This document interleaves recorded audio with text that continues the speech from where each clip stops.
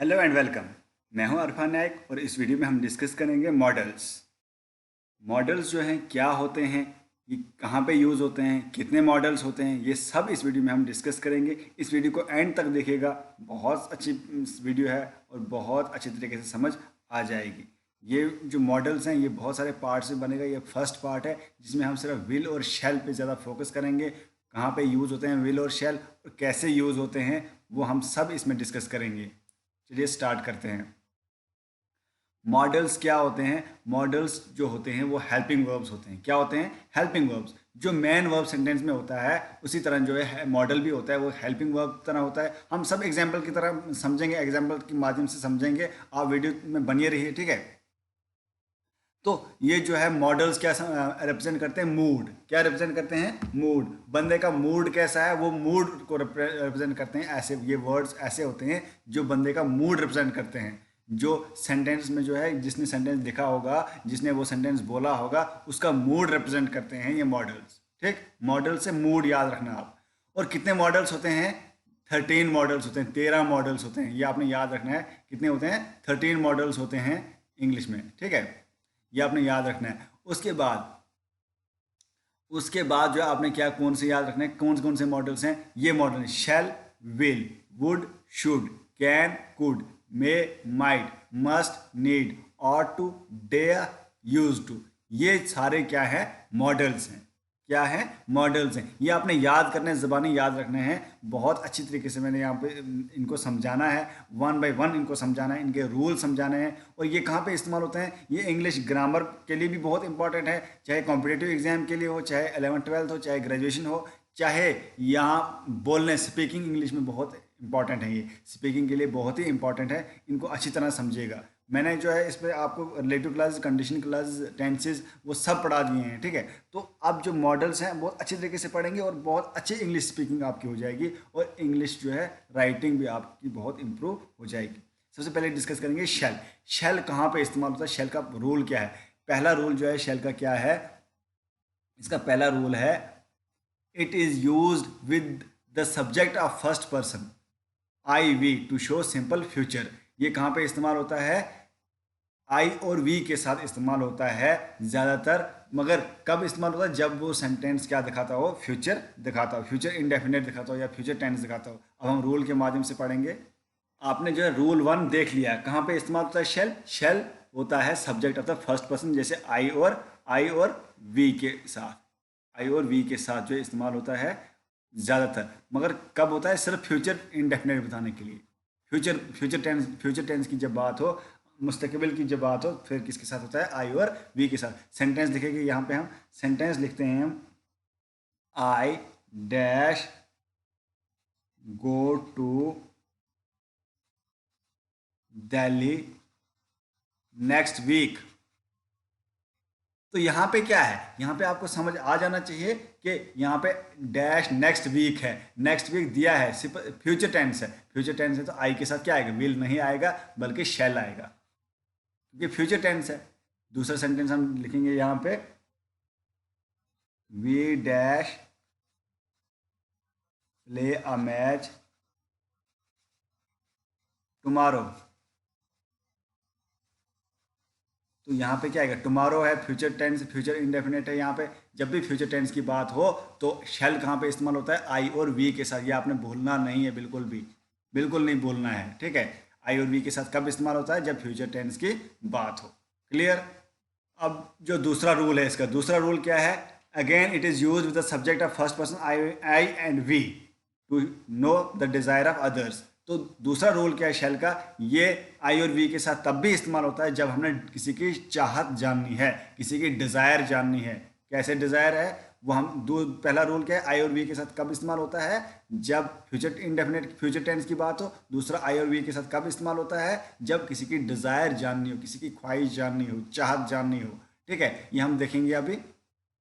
Sentence है ये वाला, dash I serve you meal, sign of interrogation. तो dash I serve you meal, यहाँ पे किसी की चाहत जाननी है। क्या आपको मैं मील सर्व करूँ, खाना सर्व करूँ? तो किसी की चाहत जब जाननी है तो शैल आएगा। आई के साथ क्या आएगा, शैल। क्यों आएगा, क्योंकि किसी की चाहत जाननी है। ठीक है, सेकंड सेंटेंस लिखेंगे, डैश आई हेल्प यू। तो किसी की हेल्प करने, क्या मैं आपकी हेल्प करूं, तो यहाँ पे आएगा शैल आई हेल्प यू। विल नहीं आएगा, क्योंकि यहाँ पे डिज़ायर की बात है। ये आपने याद रखना है, उतना मुश्किल नहीं है। तो इसके बाद जो है वो ज़्यादा इजी है। विल और शैल अगर मुश्किल थोड़ा लगेंगे आपको, मगर उसके बाद सारे मॉडल्स जो है बहुत इजी हैं। नेक्स्ट पढ़ेंगे इसका रूल। जो थर्ड रूल है इसका, शेल का थर्ड रूल क्या है, sometimes it is used with the subject of second and third person, you he she it they, in case of following conditions, command promise threat. मतलब कि shell shell जो है ज़्यादातर किसके साथ इस्तेमाल होता है, आई और वी के साथ। कब, जब किसी की डिज़ायर जाननी हो, जब सिंपल फ्यूचर की बात हो, तब किसके साथ होता है, आई और वी के साथ होता है शेल। मगर ये शेल कहाँ पे जाता है, ये यू और you he she it they के पास भी जाता है, मीन इसके साथ भी इस्तेमाल होता है शेल। मगर कंडीशन क्या होनी चाहिए, 3 कंडीशन होनी चाहिए। कमांड होनी चाहिए सेंटेंस में, प्रॉमिस होना चाहिए या थ्रेट होना चाहिए। इन 3 में से एक ना एक होना चाहिए, तब भी शेल जो है सेकंड और थर्ड पर्सन के पास जाएगा। अदरवाइज नहीं, वो सिर्फ आई और वी के साथ ही रहेगा वो। मगर अगर 3 कंडीशन होंगी सेंटेंस में, तो फिर जो है you he she it they के साथ भी जाएगा शेल। ठीक है, ये आपने याद रखना है। अब हम इसको सेंटेंस के माध्यम से करेंगे। ठीक है, सेंटेंस लिखेंगे यहाँ पे हम, इसी का मतलब जो रूल हमने पढ़ा इसी का सेंटेंस लिखेंगे। कमांड का लिखेंगे पहले, आई से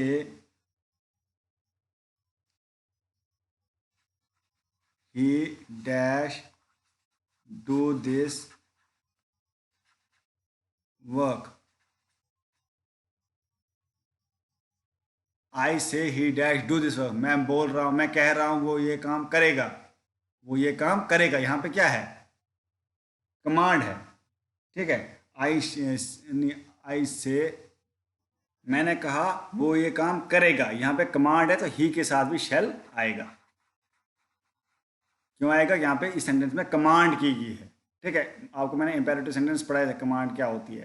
ठीक है, दूसरा सेंटेंस देखेंगे, he dash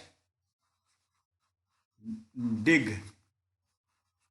this pit today, वो ये गड्ढा खोदेगा आज। ही के साथ क्या आएगा, शेल, क्योंकि ये क्या है, कमांड है। ठीक है, अब नेक्स्ट लिखेंगे, you dash B rewarded for this. तो यू के साथ क्या आता है, मतलब यू के साथ शेल किसके साथ आता है, आई और वी के साथ आता है, मगर प्रॉमिस और फ्यूचर की बात हो। मगर यहाँ पे प्रॉमिस और फ्यूचर की बात नहीं है, तो यू के साथ क्या आएगा, यू के साथ शेल आएगा, क्योंकि यहाँ पे प्रॉमिस है।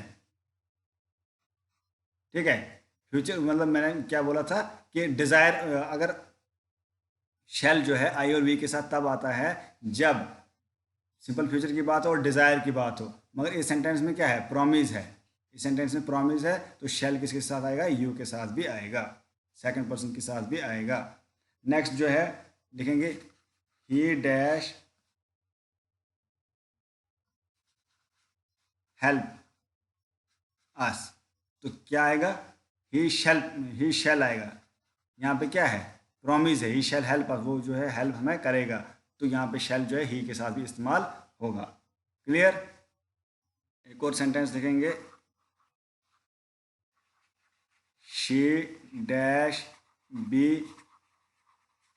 बिटन बाय मी। यहाँ पे क्या है, थ्रेट है। जब थ्रेट है तो फिर क्या जो है, शी के साथ क्या आएगा, शेल आएगा, शेल। ठीक है, कुल मिला के आपको मैं दोबारा समझाऊंगा शेल कहाँ पे इस्तेमाल होता है। आप याद रखना इस चीज़ को, रिवाइज कर रहे हैं हम। थोड़ा डिफिकल्ट है विल और शेल, थोड़ा बहुत, मगर बाकी जो है सारे इजी हैं। शेल कहाँ पे इस्तेमाल होता है, शेल ज़्यादातर आई और वी के साथ ही इस्तेमाल होता है, फर्स्ट पर्सन के साथ ही इस्तेमाल होता है, जब सिंपल फ्यूचर की बात हो, जब फ्यूचर की बात हो, और जब डिज़ायर की बात हो। मगर जब कमांड हो, थ्रेट हो, प्रॉमिस हो सेंटेंस में, तो शेल जो है सेकंड और थर्ड पर्सन के साथ भी इस्तेमाल होता है। इतना ही आपने याद रखना है। ठीक है, अब नेक्स्ट करेंगे हम विल कहाँ पे इस्तेमाल होता है। अब हम विल का यूज़ पढ़ेंगे, विल कहाँ पे यूज़ होता है, कहाँ पे इस्तेमाल होता है, ठीक है। तो विल जो है ये भी एक शेल, जैसे शेल है वैसे ही विल भी है एक मॉडल, जिसका मतलब हम गा बोलते हैं, गा गे गी, ठीक है। तो ये कहाँ पे यूज़ होता है, ये यूज़ होता है, it is usually used with the subject of second and third person to show simple future. ये जिस तरह शेल होता था आई और वी के साथ यूज़, तो इसी तरह जो है विल जो है सेकंड और थर्ड पर्सन के साथ यूज़ होगा सिंपल फ्यूचर बताने के लिए। अब कैसे होगा हम ये डिस्कस करेंगे अभी सेंटेंस के माध्यम से आप पूरी तरीके से समझेंगे। विल का पढ़ेंगे रूल है, विल का हम कर रहे हैं ना, विल का रूल वन। तो विल का रोल वन कर रहे हैं, उसका हमने देखा कि कहाँ पे इस्तेमाल होता है, ही शी इट यू के साथ इस्तेमाल होता है जब सिंपल फ्यूचर की बात हो। तो अब हम इसका पढ़ेंगे सेंटेंस, ही dash visit us today evening. वो आज शाम को हमारे घर आएगा। मतलब सिंपल फ्यूचर की बात है, फ्यूचर की बात है तो ही के साथ क्या आएगा, शैल। फ्यूचर की बात है तो ही के साथ क्या आएगा, शैल, ठीक है। अगर आई होता तो क्या आता, आई के साथ भी शेल आता, ठीक है। आई के साथ भी शेल आता, आई के साथ शेल आता, नहीं शेल नहीं आएगा, विल आएगा, सॉरी। आई के साथ शेल आता तो ही के साथ क्या आएगा, विल आएगा, क्योंकि सिंपल फ्यूचर की बात है। क्लियर, यहाँ पे स्लिप हो गया था ऐसे ही। तो दूसरा सेंटेंस लिखेंगे, he dash go to Jammu next week, next week. तो यहाँ पे जो है सिंपल फ्यूचर की बात है ना, फ्यूचर की बात है तो ही के साथ क्या आएगा, विल। अगर आई के साथ आई होता तो शेल आता, क्योंकि सिंपल फ्यूचर की बात है। क्लियर हो गया आपको, मीन्स विल जो है सेकंड और थर्ड पर्सन के साथ इस्तेमाल होता है, जैसे you he she it they के साथ इस्तेमाल होता है जब सिंपल फ्यूचर की बात हो। ये आपने क्लियर माइंड में बिठा देना है। अब इसका दूसरा रूल पढ़ेंगे।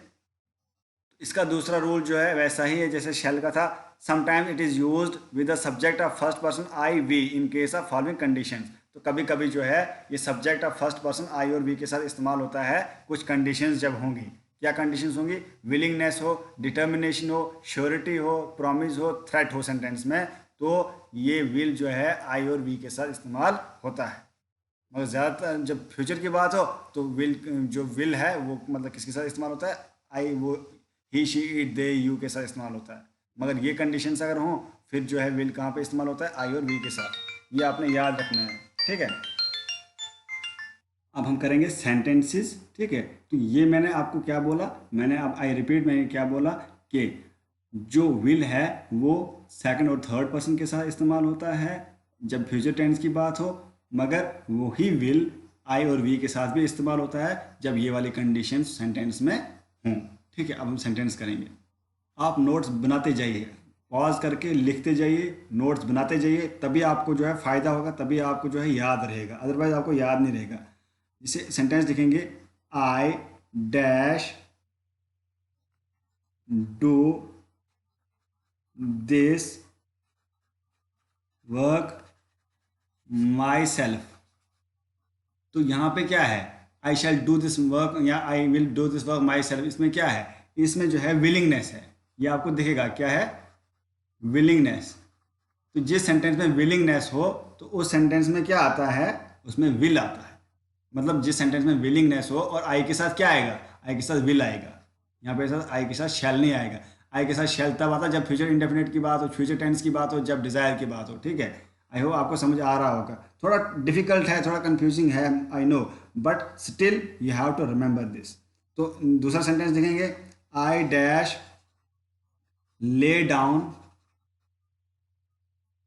माई लाइफ फॉर माई कंट्री, ठीक है। मैं अपनी कंट्री के लिए जान भी दे दूंगा, है ना। तो यहाँ पे जो है, यहाँ पे क्या है, डिटर्मिनेशन है।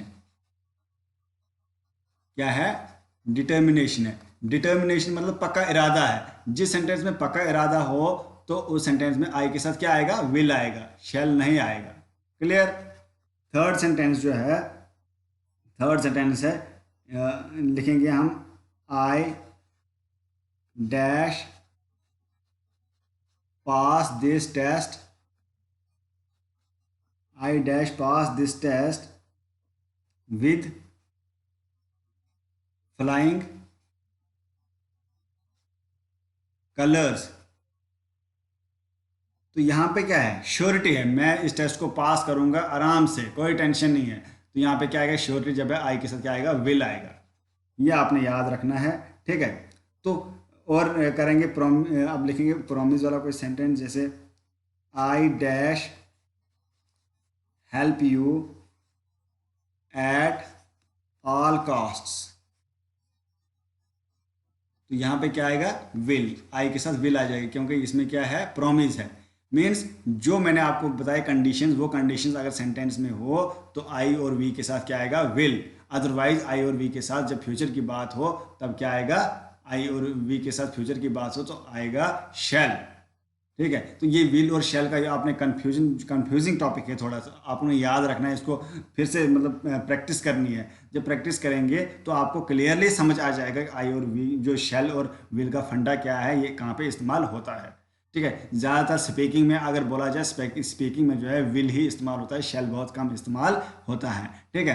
तो ये आज के वीडियो में इतना ही, ठीक है। तो नेक्स्ट जो इसके मॉडल्स हैं वुड शुड, वो बहुत इजी हैं, बहुत सिंपल हैं, उनको आप ज़रूर देखिएगा, ठीक है। ये अगर आपको समझ नहीं आया होगा आप दोबारा देखिए इस वीडियो को, और बाकी मॉडल्स हैं, बाकी जो 11 मॉडल्स हैं उन पे कंप्लीट वीडियो बनाएंगे, 1 बाय 1 उनको डिस्कस करेंगे। तो उन वीडियोज़ को ज़रूर देखिएगा, बहुत ही इंपॉर्टेंट है आपके लिए, बहुत ही मज़ा आएगा आपको समझने में। और जब इनको समझेंगे आप यूज़ कर पाएंगे स्पीकिंग में, आप यूज़ कर पाएंगे राइटिंग में, आप ग्रामर जो है, जब भी ग्रामर आपको एग्जाम में आए तो आप आराम से उनको कर सकेंगे, ठीक है। आई होप आपके लिए ये वीडियो हेल्पफुल होगी। इस वीडियो को लाइक कीजिए, कमेंट कीजिए और शेयर कीजिए अपने फ्रेंड्स के साथ जिनको इस वीडियो की ज़रूरत है। और हाँ, अगर आप इस चैनल पर नए हैं तो इस चैनल को सब्सक्राइब करके बेल आइकन को प्रेस करें ताकि इसी तरह की वीडियोज़ आपको मिलती रहें। शुक्रिया।